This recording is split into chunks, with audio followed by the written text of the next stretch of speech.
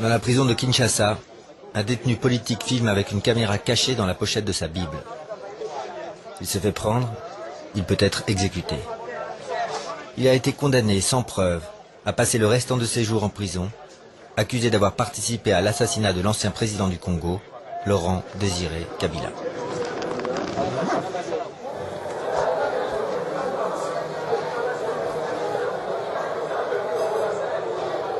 Je suis là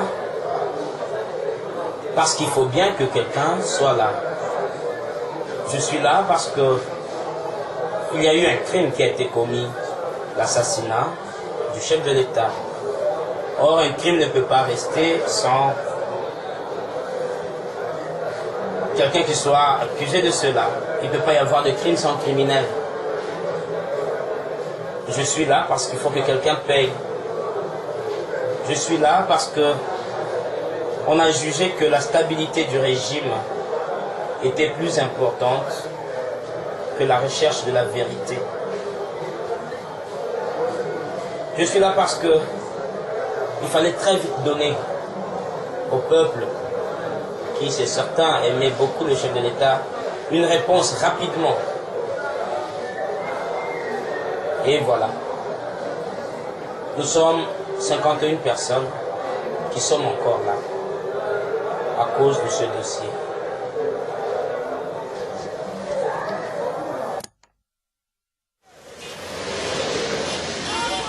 Laurent Désiré Kabila a été assassiné le 16 janvier 2001 dans des circonstances jamais élucidées. Depuis lors, les autorités du pays l'ont érigé en martyr et considèrent son assassinat comme une affaire classée. Nous n'y croyons pas et nous décidons de mener notre propre enquête. Le 17 mai 1997, Laurent Kabila devient président de la République démocratique du Congo. Laurent Désiré Kabila, je jure fidélité à la nation.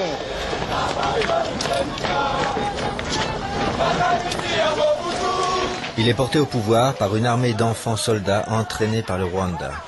Leur objectif est de renverser le vieux dictateur Mobutu, au pouvoir depuis 30 ans. Partant de l'est du Congo, il parcourt 2000 km à pied jusqu'à la capitale Kinshasa, où Kabila est accueilli en libérateur.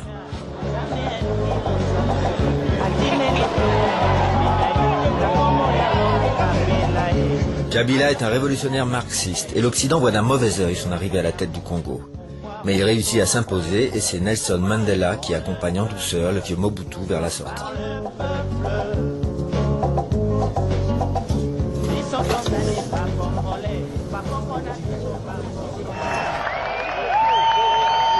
La situation devient vite chaotique. Des dissensions éclatent entre Kabila et ses alliés.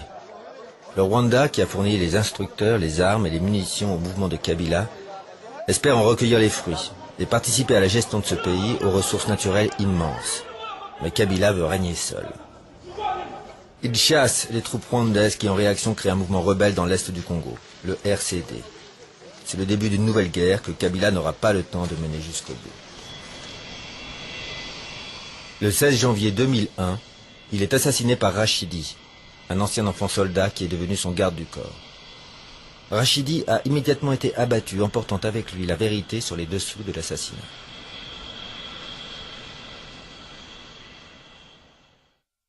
Eh bien, nous aimerions d'abord vous relater comment les faits se sont passés. C'était le 16 janvier 2001, nous avons travaillé dans ce bureau. C'est un bureau habituel qu'on appelle la Maison Blanche. Et il travaillait avec l'un de ses collaborateurs, le directeur de cabinet. Voici les dossiers sur lesquels il travaillait.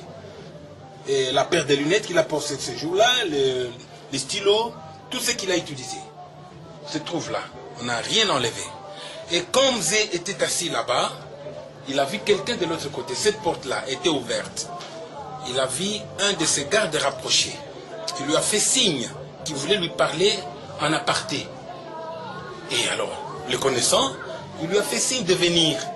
Il est entré juste à côté de Mzé. malheureusement, il était armé. Il avait son revolver. Et il a tiré à bout portant. Alors, vous regardez ici sur le fauteuil, vous voyez l'impact des balles. Il y a une balle ici. Et ça, c'est le sang. Ça, c'est le sang également. Une balle est entrée là-bas. Une autre ici derrière. Mais vous êtes le seul témoin. Je suis le seul témoin et le dernier à lui avoir parlé. Effectivement. Vous parliez de quoi ce jour-là? Nous préparions le sommet France-Afrique. Nous devions aller à Yaoundé. Et ce jour-là, c'était le jour de ma permanence. Et c'est à ce moment-là qu'il m'avait demandé qu'on fasse la liste des gens avec qui nous devions voyager. Nous étions sur ce dossier-là quand l'inévitable est arrivé.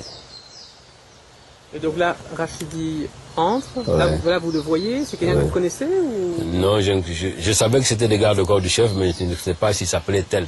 Enfin, ça faisait pas longtemps que j'étais là-bas. Et là, il se passe quoi? Vous voyez quoi exactement? Non, il vient, il arrive à la porte, il claque ses souliers, il salue. Le chef lui demande qu'est-ce qu'il y a, venez. Et il est entré. Et là, il fait quoi?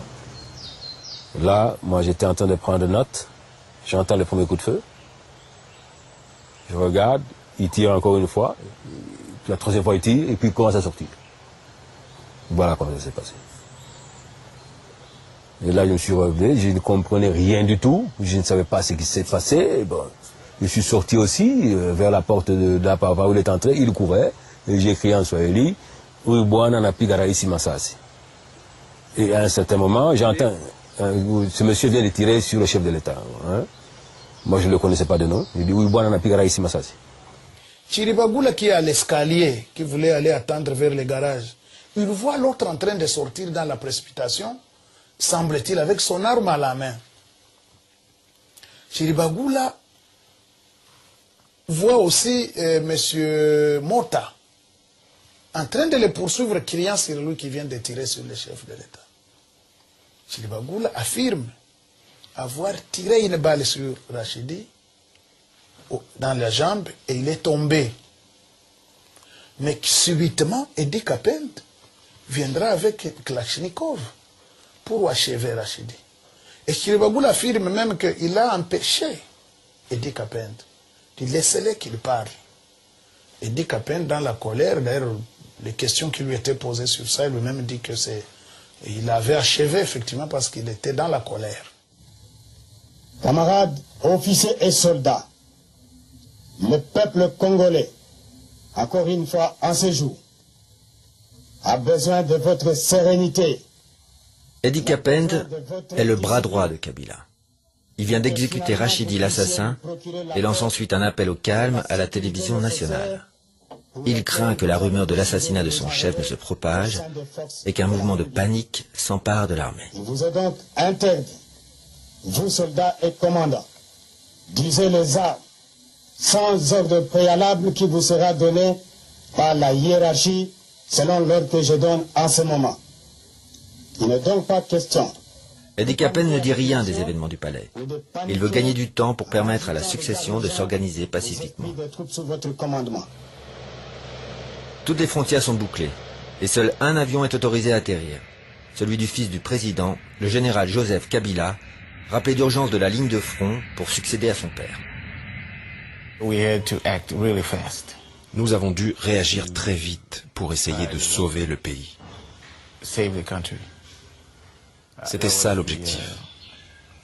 Nous devions sauver le pays de tous les troubles qui pouvaient alors surgir. Notre priorité était de faire en sorte que les hommes politiques ne se lancent pas dans une course à la succession. Il fallait trouver quelqu'un qui ne faisait pas partie du gouvernement. Il fallait aussi trouver quelqu'un qui était proche du président. Et cet homme, c'était son fils. Joseph Kabila est le principal bénéficiaire de l'assassinat de son père. À l'époque, certains l'ont soupçonné d'y avoir participé, mais personne n'a jamais osé incriminer ouvertement le nouveau président. Par contre, c'est sur Edi Kapend que vont retomber les principales accusations, alors que jusqu'au bout il est resté fidèle à son chef, Laurent Désiré Kabila. Lors de ses obsèques, Edi Kapend ignore qu'il vit ses derniers instants de liberté.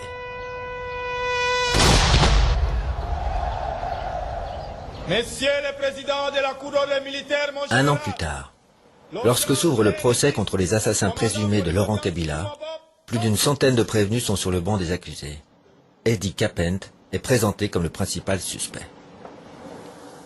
Face à l'accusation d'avoir tué Rachidi, l'assassin de Kabila, il plaide la colère.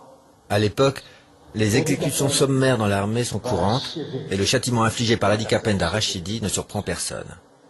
C'est surtout son message à la télévision qui retient l'attention de la Cour et qui est interprété comme une tentative de prise du pouvoir.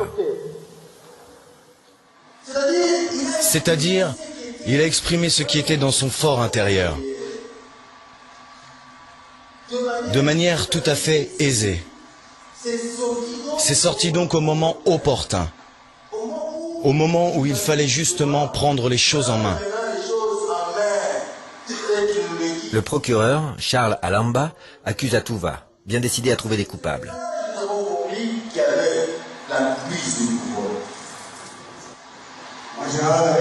Mon général, avec tous mes respects, je n'ai jamais tenté de prendre le pouvoir. Jamais. J'ai fait mon devoir par fidélité vis-à-vis du chef de l'État et personne d'autre ne pourra dire le contraire. C'est aujourd'hui que les gens sont en train de considérer toute cette loyauté-là comme un sentiment de méchanceté. Il était le bras droit du président.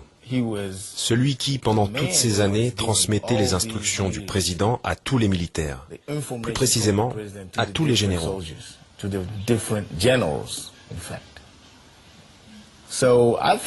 Il a dû penser que cela faisait partie de ses responsabilités d'aller s'adresser aux militaires.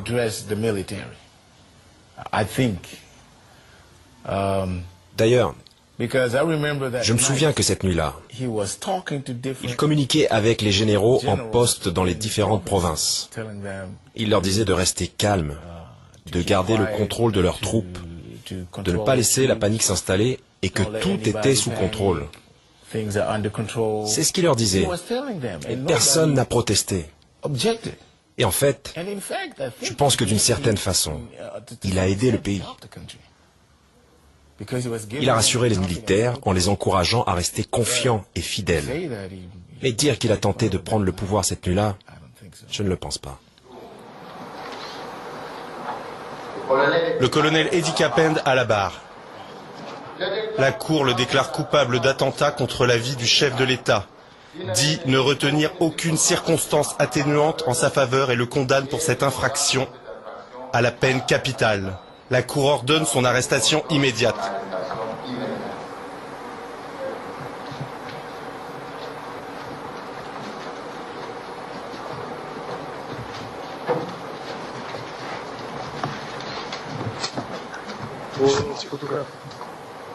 Photographe.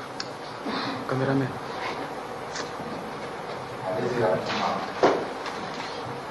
Caméraman. Caméraman. Caméraman.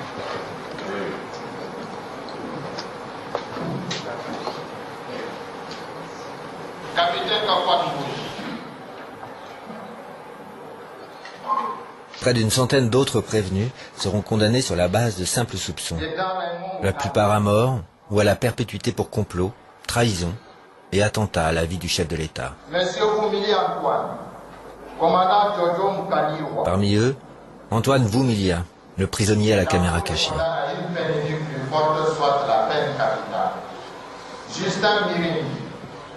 Les principaux suspects sont-ils dans la salle?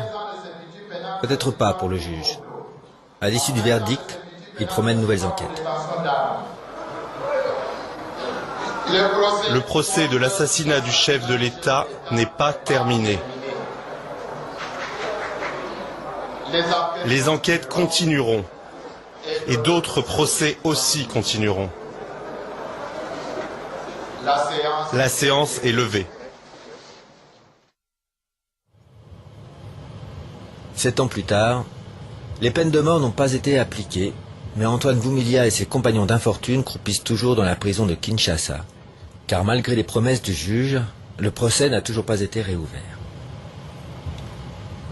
Le portrait de l'ancien président du Congo veille sur eux. C'est par là que je reçois de l'honneur un peu de lumière, mais aussi des eaux de pluie lorsqu'il pleut. Voilà un peu, il n'y a pas de vitre, mais c'est bien renforcé pour que je ne tente pas de me sauver. C'est mon bureau, le bureau d'un condamné à mort. Je ne sais pour combien de temps encore. Vous avez là des auteurs que j'aime bien, Abdurrahman Waberi, Proust, Zadie Smith, Alain Mabakou, et qui d'autres, Céline. J'habite une petite cellule avec 2 autres détenus de droit commun. On a dit que je devais être surveillé par cela parce que moi, comme les autres détenus politiques, avons une tendance compulsive à l'évasion. Il suffirait qu'on ait une brèche et on s'évaderait ici même. Voilà. Antoine Voumilia n'a pas encore trouvé le moyen de s'évader. Quant au colonel Edi Kapend, l'ancien bras droit de Laurent Kabila, il reste des journées entières dans sa cellule. Il garde le silence, espérant qu'un jour la procédure sera relancée et que son innocence sera alors établie.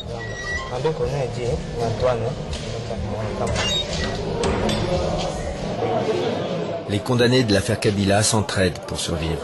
Dans cette prison, les plus démunis ne peuvent même pas se payer une cellule. Ils sont entassés dans les couloirs où rôdent la faim et la maladie.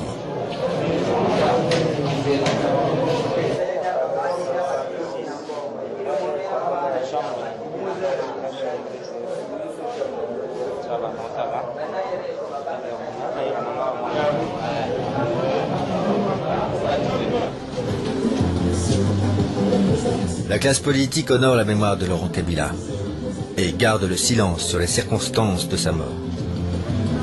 Les compagnons de M. Laurent Désiré Kabila, conduits par Papa Yerodia Abdoulaye Tombasi, sénateur.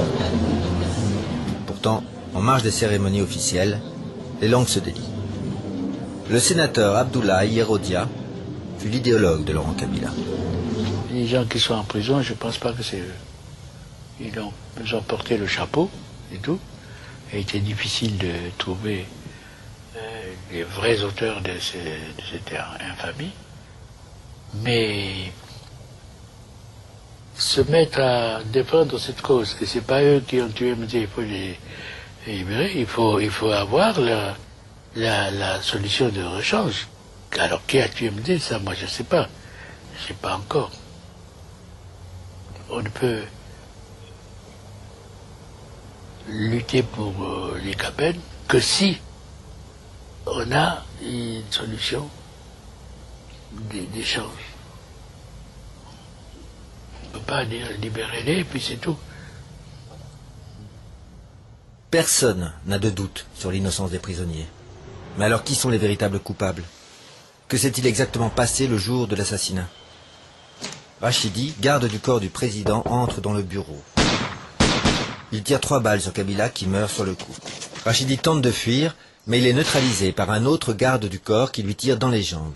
Alerté par les détonations, l'aide de camp de Kabila, le colonel Edi Kapend, accourt sur les lieux et exécute Rachidi. Mais Rachidi avait un plan de fuite. Il devait franchir le mur d'enceinte derrière lequel Georges Mirindi, un autre garde du corps, l'attendait dans une voiture. Ne voyant pas Rachidi venir, Georges Mirindi part seul. Georges Mirindi sera brièvement arrêté et avouera avoir participé à l'assassinat. Mais chose étonnante, il réussira à s'évader. Au procès, la Cour se contentera de ses aveux actés dans un procès verbal. A comparu le dénommé Mirindi Georges. Reconnaissez-vous avoir participé à l'assassinat du président Kabila le 16 janvier 2001? Oui. Comment avez-vous participé? Je vous donnerai les détails demain. Pourquoi demain et pas aujourd'hui? Je ne suis pas disposé aujourd'hui à cause de mon état de santé. Pouvez-vous nous donner les noms des gens avec qui vous avez préparé et exécuté cet attentat? Je vais vous donner leurs noms demain. Georges Mirindi promet pour le lendemain des explications sur son rôle dans l'assassinat. Mais au petit matin, il s'évade. Antoine Voumilia était dans le même cachot que Georges Mirindi lors de son évasion. Une nuit, vers 3 heures du matin,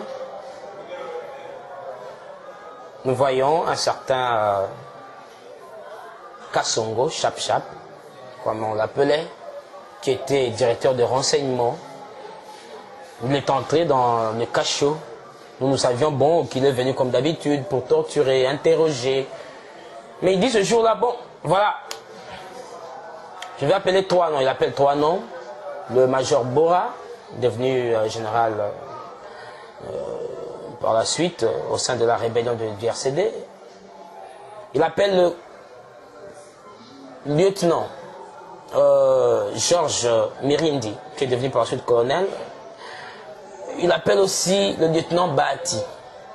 Il dit, venez, je vais vous torturer, vous allez voir. Vous avez tué le chef de l'État, et patati et patata.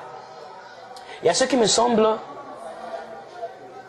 Bora était déjà prêt, savait qu'il allait partir, parce qu'il était bien habillé, avec un pantalon jeans, une chemise au-dessus. Et quand on l'a appelé, je l'ai vu mettre une salopette au-dessus et prendre une petite Bible glissée dans la poche derrière de son pantalon. Ils sont sortis de leur cellule. La porte a été ouverte, ils sont allés derrière la porte. Et nous sommes précipités tout près de la porte parce qu'il y avait des petits trous, des trous de serrure, pour voir un peu qu'est-ce qui se passait. Et ils parlaient, les trois, avec l'officier Chap Chap.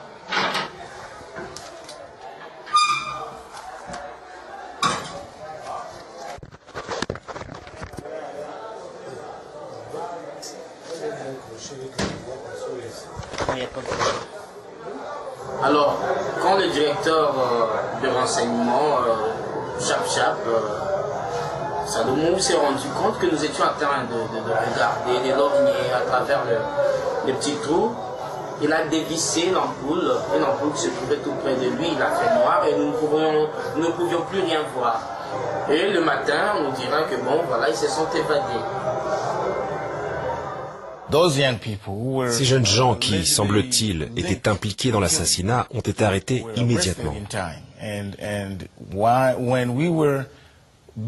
Et alors que nous étions toujours occupés à gérer la situation, quelqu'un est venu et a donné de l'argent aux gardiens, qui ont ensuite laissé les prisonniers s'échapper. D'ailleurs, les gardiens et les prisonniers ont disparu ensemble. Je pense qu'ils sont allés à Brazzaville.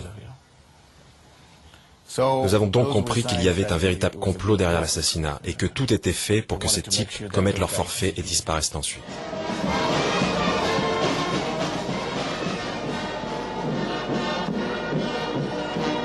Ceux qui ont financé l'évasion de Georges Mirindi sont certainement les commanditaires de l'assassinat. Ils ne voulaient laisser aucune trace derrière eux. Rachidi tué et Mirindi évadé, de nombreuses questions restent sans réponse. Tout d'abord, la question du mobile de l'assassinat. Pourquoi Rachidi et Mirindi, deux gardes du corps de Kabila, décident-ils de l'éliminer? Ont-ils voulu venger la mort de Massassou, leur commandant, assassiné par Kabila? C'est une des pistes suivies pendant le procès. Massassou fut le frère d'armes de Laurent Kabila pendant la Révolution. C'est lui qui recrute les enfants soldats, et notamment Rachidi et Mirindi. Ils sont tous originaires de l'Est du Congo, comme Massassou, et abandonnent leur famille pour le suivre. Mais une fois à Kinshasa, Kabila se méfie de Massassou. Il craint que sa popularité ne lui fasse de l'ombre. Kabila l'envoie sur la ligne de front où son armée se bat contre les rebelles avec le projet de le liquider. Cela se passe en novembre de l'année 2000, 2 mois avant l'assassinat de Kabila.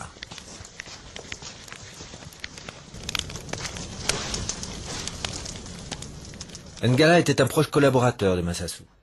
Ils ont été arrêtés et torturés ensemble. Massassou fut exécuté lors d'un procès organisé sur le champ de bataille et Ngala condamné à une lourde peine de prison. C'est un environnement d'enfer. Des carcasses de véhicules militaires calcinés, des restes de corps en décomposition, des matières fécales en putréfaction.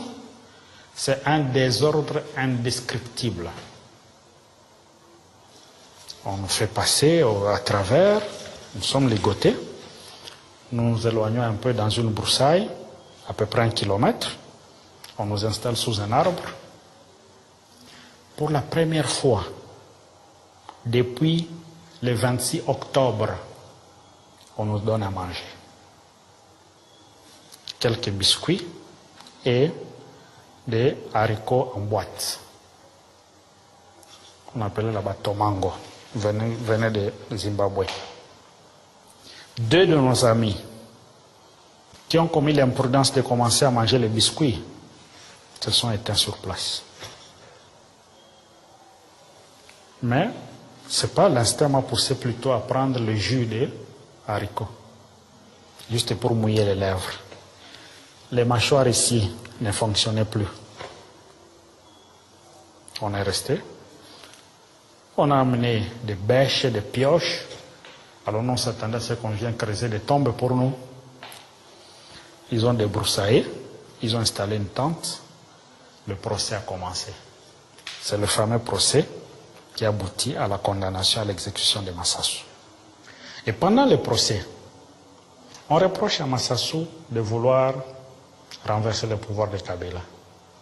Massassou se met debout, il dit à tout le monde qui était devant là, mes relations avec Kabila ne dépendent pas de vous. Kabila c'est mon père. Kabila s'il est au pouvoir aujourd'hui, c'est moi qui l'ai voulu. Si j'ai des problèmes avec Kabila, ça se règle entre lui et moi, pas vous. Et il s'est tué. On l'a traité d'être orgueilleux, d'être têtu. Il s'est tué, il n'a plus parlé. Ce que je vous dis là, c'est ce qui s'est passé devant moi. On est passé sur d'autres considérations. Et puis, le jour du prononcé, on les condamne à mort, on exécute. Voilà ce qui s'est passé.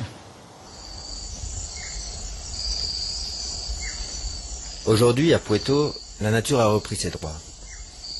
Le lieu où Massassou fut enterré est recouvert de hautes herbes. En tuant Massassou, Kabila se débarrasse d'un dangereux rival, mais l'exécution va se retourner contre lui. Les fidèles de Massassou ne digèrent pas l'élimination de leur commandant. En plein combat, les militaires déposent leurs armes, sabotent le matériel militaire et abandonnent le terrain aux rebelles et à leurs alliés rwandais. Pour Kabila, qui a mis tout son argent dans la bataille de Puerto, c'est une véritable débâcle.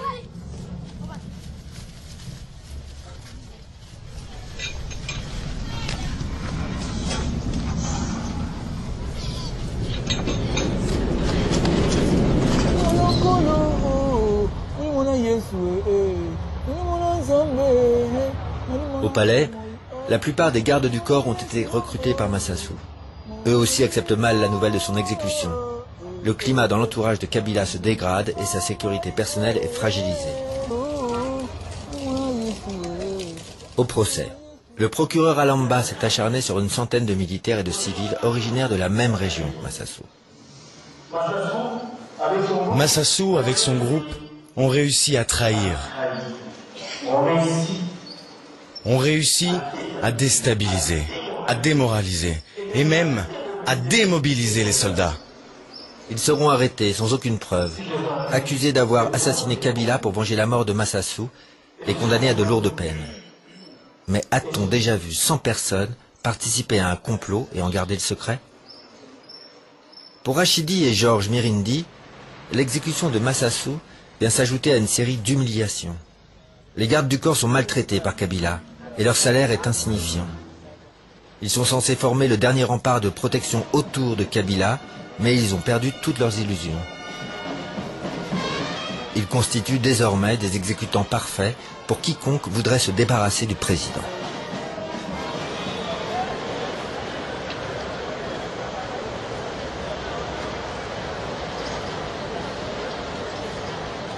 Bilal Héritier, un homme d'affaires libanais, aura justement des raisons d'en finir avec Kabila.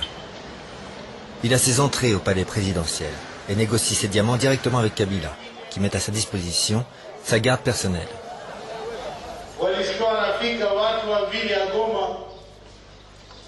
Héritier, le diamantaire, et Georges Mirindi, le garde du corps, font alors connaissance.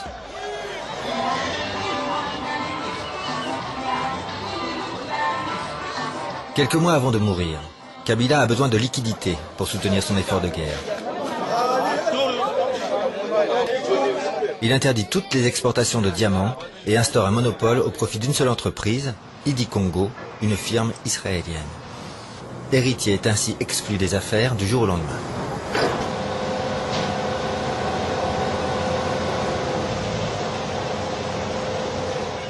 Il y avait la guerre qui était toujours là. Il fallait payer les équipements, il fallait payer les militaires qui étaient au front. D'où devait venir cet argent-là? Donc il fallait développer des moyens pour y aboutir.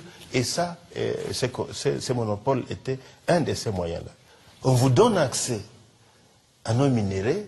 En échange, vous nous donnez des liquidités équivalentes à l'accès que vous aurez. Et nous utilisons ces liquidités pour nos projets. On a dit à Idi Congo, tu nous donnes en liquidité 20 millions de dollars, nous te donnons ces monopoles pour 3 ans renouvelables, et puis nous voyons comment les autres aspects du contrat seront mis en application. C'était ça, faites le contrat. Nous avions comme projet de créer une police spéciale formée par les Israéliens. C'est ça le passage qui avait créé Emmanuel l'autre fois, qui avait pour but justement d'identifier les voies, les fuites là, et de les bloquer afin de maximiser les recettes qui entraient par des voies normales. Donc, au point de vue de ces monopoles, c'était ça, les projets. Revenons à nos suspects. Héritier, le diamantaire libanais, exclu par le monopole attribué aux Israéliens, a-t-il aidé les gardes du corps à abattre Kabila? Le soir de l'assassinat, après avoir fui le lieu du crime, le garde du corps Georges Mirindi emprunte cette route et se réfugie chez Héritier, dans cet immeuble du centre-ville de Kinshasa.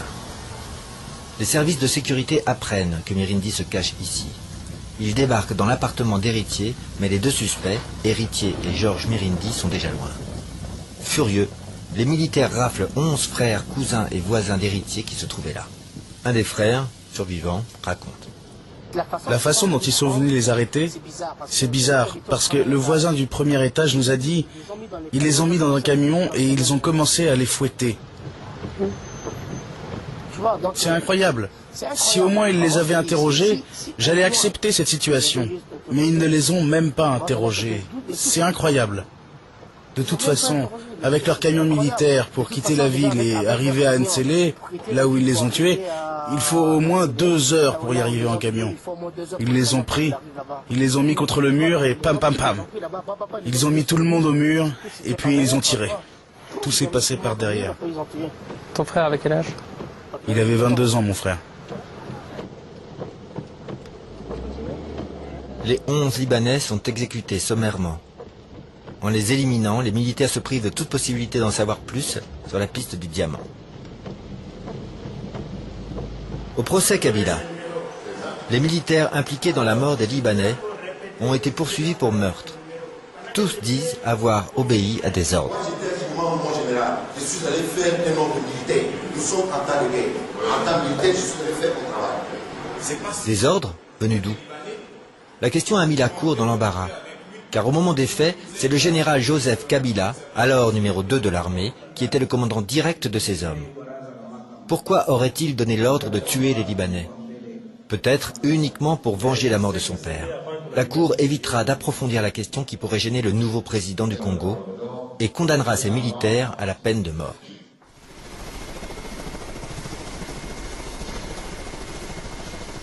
Quant aux 2 suspects en fuite, Georges Mirindi et Héritier, ils seront condamnés à mort par contumace. Ils se réfugient au Rwanda, puis dans l'est du Congo, où ils sont accueillis par les rebelles du RCD qui se battent contre le régime de Kabila. Georges Mirindi est promu colonel, et Héritier fait prospérer ses affaires sous la protection bienveillante des rebelles qui contrôlent cette région riche en minerais. Ces relations entre les gardes du corps, Héritier, les rebelles et leurs alliés rwandais sont suspectes et laissent penser qu'ils ont pu organiser ensemble l'assassinat. Autre fait troublant, Le soir de la mort de Kabila, ce sont les services de renseignement du Rwanda qui les premiers ont fait circuler la nouvelle. Un de leurs agents a même confié à un diplomate britannique, ce sont nos hommes qui ont fait le coup. Mais ce n'est pas la seule puissance étrangère qui pourrait être impliquée. Les relations entre Kabila et les États-Unis étaient difficiles. Dès le début de la guerre, les États-Unis prennent fait et cause pour le Rwanda. Ils exigent de Kabila qu'il dépose les armes et participe à des pourparlers de paix. Ils demandent aussi une ouverture économique. Mais Kabila, le vieux révolutionnaire, rejette leurs demandes et se tourne vers la Chine, l'Iran et la Corée du Nord. Les positions de Kabila auraient-elles gêné les États-Unis? Les gardes du corps qui ont tué Kabila étaient en contact avec une colonelle de l'armée américaine basée à Kinshasa. Dans les poches de Rachidi, Rachidi a battu, mais des cartes de visite des diplomates américains vont être retrouvées dedans, dans ses poches. Avant l'assassinat, Georges Mirindi était déjà arrêté parce qu'en connivence avec des agents de renseignement de la CIA à Kinshasa. Il était déjà arrêté. Mais pourquoi on l'a gardé encore autour dans la sécurité du chef de l'État? Point d'interrogation. Il avait été libéré. Il était libéré à l'époque. Donc, il y avait beaucoup d'éléments qui les démontraient qu'ils étaient en rapport avec tout cela. Des militaires gardes du corps d'un président, des rapprochés, avec des cartes de visite des diplomates étrangers. C'est-à-dire qu'il y a des contacts privés qu'ils prenaient, en dehors des règlements qui devaient régir la sécurité rapprochée d'un chef de l'État. Ma thèse est la suivante. Ces jeunes gens ont été manipulés par des forces extérieures. Il est étrange que l'attaché militaire de l'ambassade américaine ait pris l'avion pour quitter le pays ce jour-là.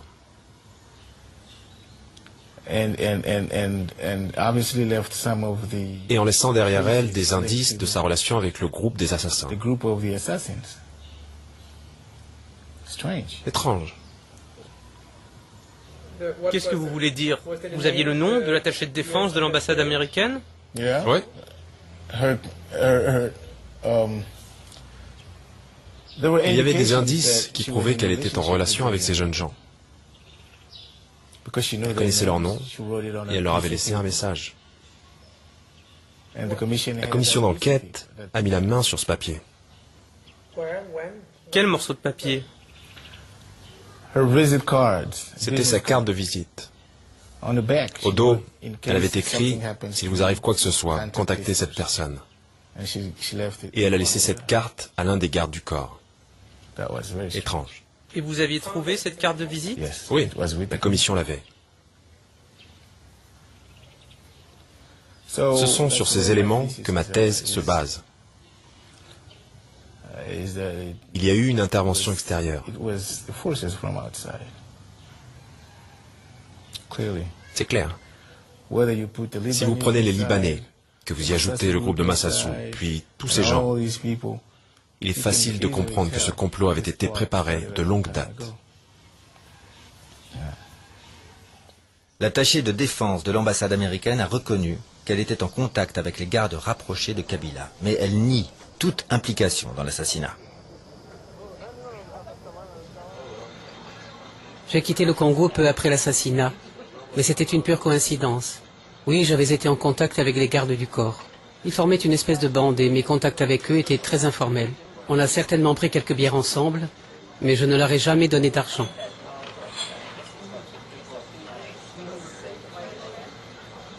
Néanmoins, l'élimination de Kabila arrangeait les Américains. Et ils ont peut-être laissé faire, comme ils l'ont fait 40 ans plus tôt presque jour pour jour, lorsque l'Occident organisait l'élimination d'un autre leader congolais, Patrice Emery Lumumba. L'histoire glorieuse de notre lutte pour la liberté. Comme Lumumba, Kabila refusait de se soumettre à l'hégémonie occidentale.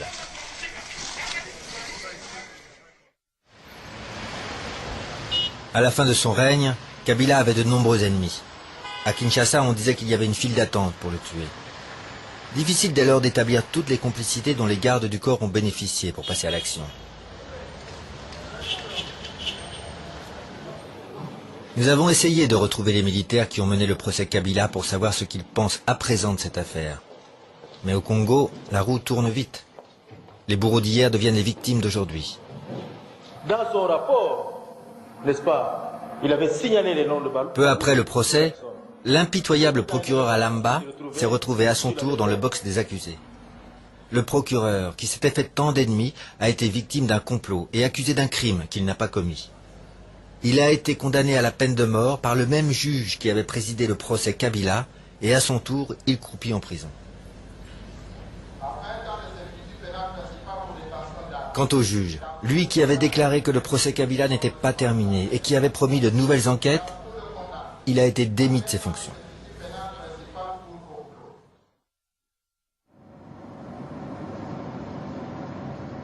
Notre dernière chance de faire la lumière sur cette affaire se trouve en Suède.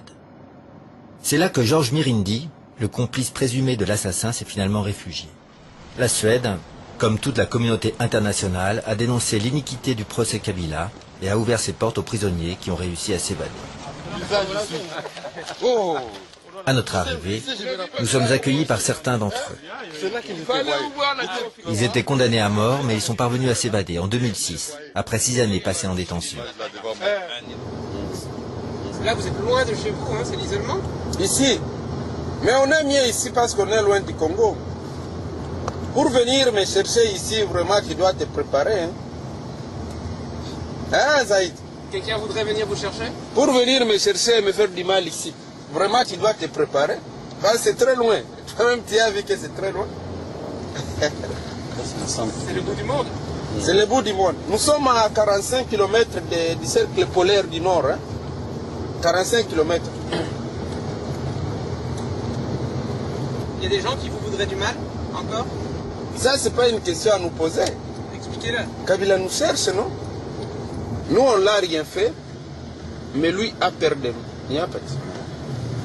Il a peur de nous parce qu'il sait que... Maintenant, nous, on connaît beaucoup de choses sur lui. Bon, il nous a sacrifiés pour rien. Pour des choses que lui connaît et que nous, on ne connaît pas. Alors oui, il a peur de nous. Parce qu'on peut dévoiler les secrets. Les secrets que lui seul connaît et les autres. C'est-à-dire, il y a un secret. C'est quoi? Que le pouvoir entretient et ses opposants, les RCD. Il y a quelque chose qui les lie. Ils ont tué Kabila. Le pouvoir Kabila connaît. Les gens du RCD connaissent, mais il faut sacrifier des innocents. Qui étaient nous? Heureusement que moi j'en suis sorti. Et je suis libre en Suède aujourd'hui.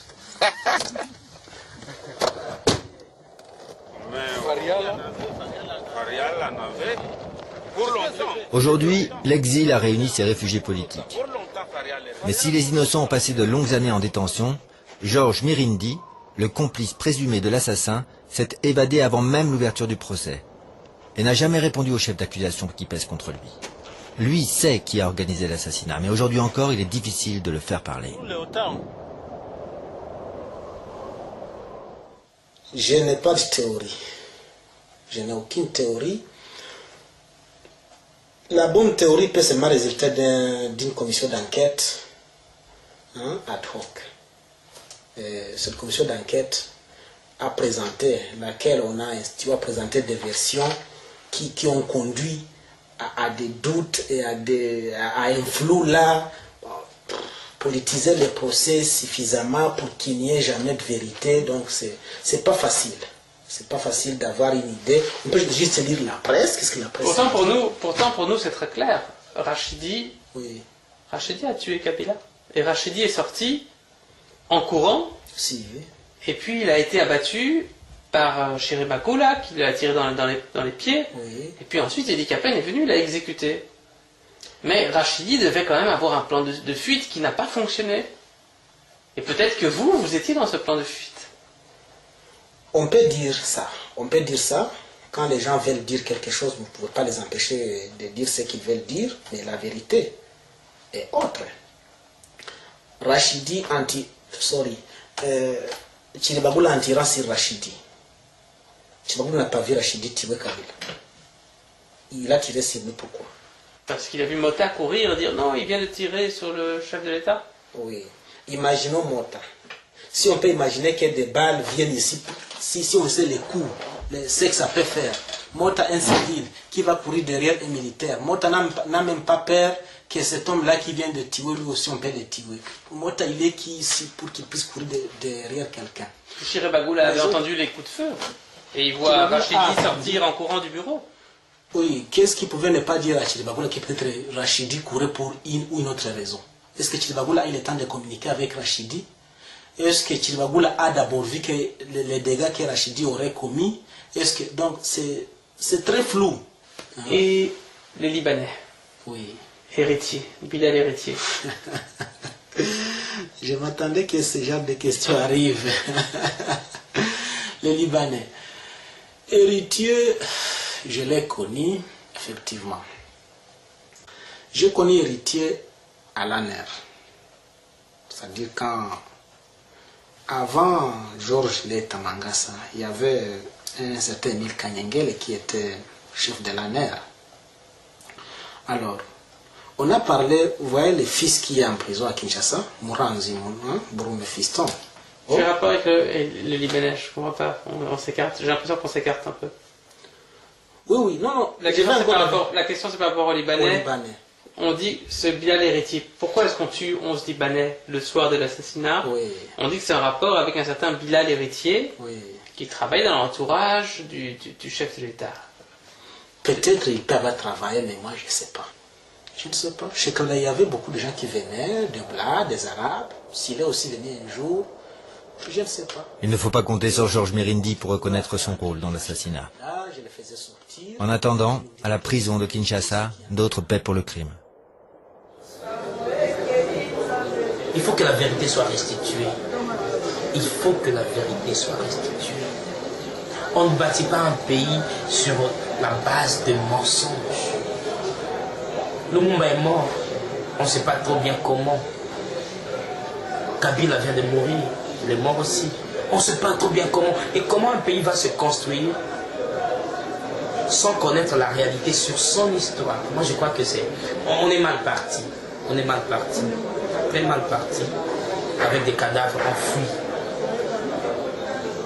On ne construit pas un pays avec des cadavres dans les placards de l'histoire. On est mal parti. Il y a un autre micro fixe qui est le filaire qui est là. Monsieur le Président de la République, vous avez parlé de l'impunité. Vous avez dit qu'elle ne pouvait plus prévaloir. Mais il y a des gens qui sont en prison, des personnes qui ont été jugées dans le cadre du procès de l'assassinat de votre père, un procès qui a été décrié par les organisations de droits de l'homme comme un procès inique. Parmi ces gens, il se peut qu'il y ait des innocents. Est-ce que, Monsieur le Président, vous avez l'intention de rouvrir ce procès un jour ou bien de prononcer une amnistie? Merci. Amnistie ou non, pour ceux qui ont été condamnés à l'assassinat du feu mon père, Laurent Désiré Kabila. Écoutez.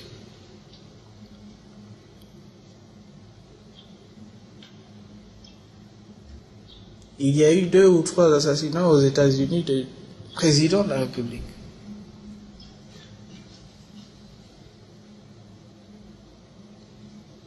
On a amnistié combien de ces assassins?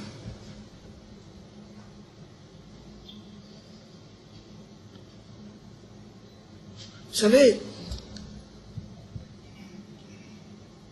la démocratie, c'est aussi la justice. C'est la 3e fois que M. Zaltman me pose la question. Et je lui ai toujours donné la même réponse. L'affaire se trouve entre les mains de la justice.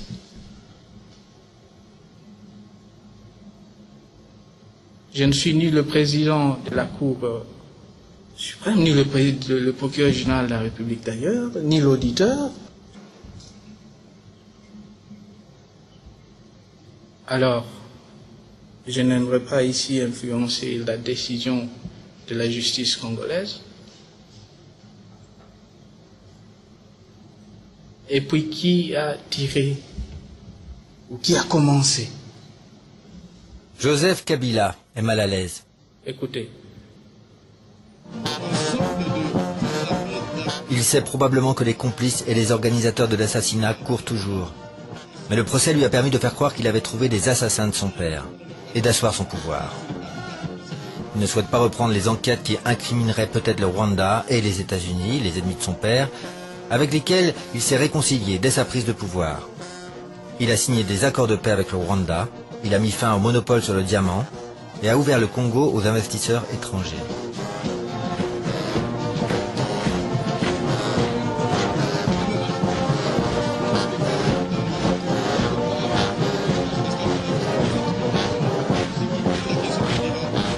Quant à Antoine Vumilia, le détenu à la caméra cachée, après 10 années passées en détention, il a réussi à s'évader, laissant derrière lui 50 autres prisonniers sacrifiés à la raison d'État.